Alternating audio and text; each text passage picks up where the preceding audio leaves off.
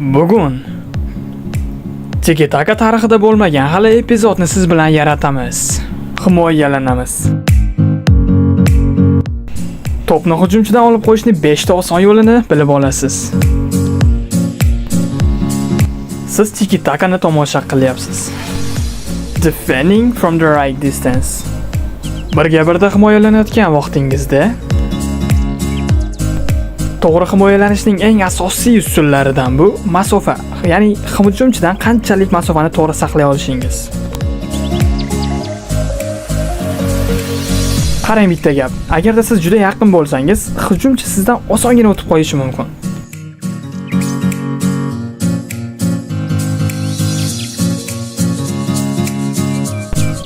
Lekin boshqa tarafdan, agarda siz masofani juda ham uzoqdan oladigan bo'lsangiz, unda siz unga shans berayotgan bo'lasiz. Tepishga, pas berishga yoki kimgadir ko'tarishga. Aynan shuning uchun ham har qanday birga bir vaziyatda siz masofani to'g'ri ushlashingiz kerak.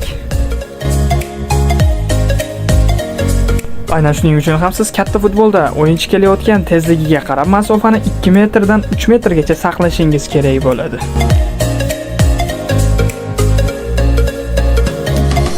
Va bu sizga yetarlicha bosim qilishingizga va agarda o'yinchi aldayman desa, to'pni olib qo'yish imkoniyatini beradi.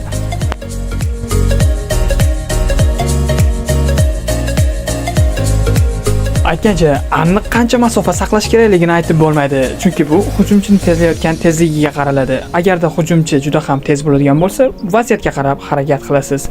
Aynan o'shanda hujumchi qanday tez bo'lishidan qat'iy nazar, sizda to'pni olib qo'ya olish imkoniyati paydo bo'ladi. Chunki u to'pni oldinga tashlaganida sizda allaqachon oldingizda masofa bo'ladi.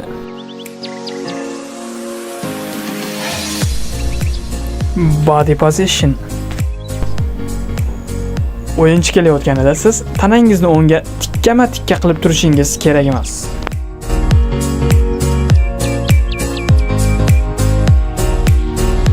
Chunki bunda siz burilib olishingiz juda noqulay bo'ladi.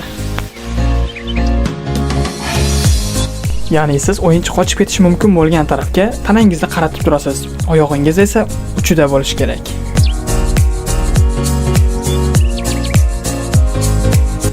Chunki bu sizga o'yinchi sizga qaratib dribling qilganida orqa-roqqa siljib olish imkoniyatini beradi.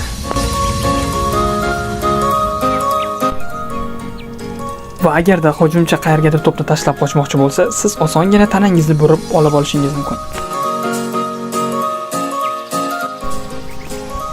Patience. Birga birda sizga himoyachi kelyaptimi? Eng oxirgi qilishingiz kerak bo'lgan narsa bu tashlanish. Chunki to'p uni oyog'ida turgan o'yinchiga siz tashlansangiz, u osongina o'tib ketishi mumkin. O'shaning uchun ham siz aynan sabrli bo'lishingiz kerak. Hujumchi bilan birga harakatlaning va masofani to'g'ri saqlang. Va o'shanda hujumchi o'zi to'pni qayergadir tashlab qo'ydimi, unda bemalol to'pga tashlanishingiz mumkin.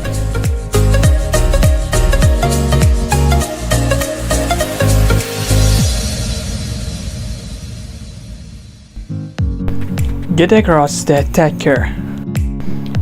Orqangizda bo'sh masofa bo'lsa va o'yinchi ham aynan o'sha yerga to'pni aldasa, siz uchun eng zo'r narsa bu o'yinchi to'pni tashlashi bilan to'p va o'yinchining o'rtasidan kesib o'tasiz va to'pni egalik qilasiz.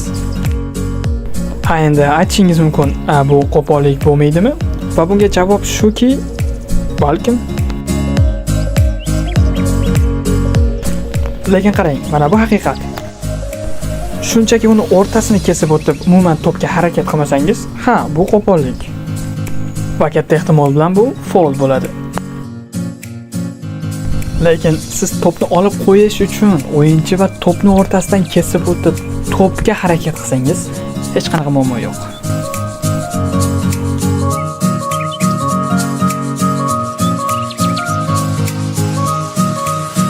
The slide tackle. Qarayapsiz, o'yinchi tez qanotdan qochib ketyapti.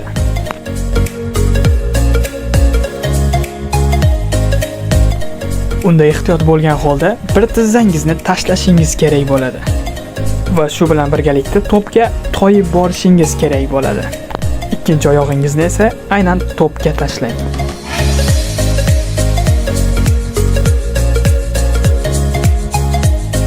Va buni kutmagan o'yinchi oyog'ini tagidagi to'pni qanday qilib oldirib qo'yganini bilmay qoladi.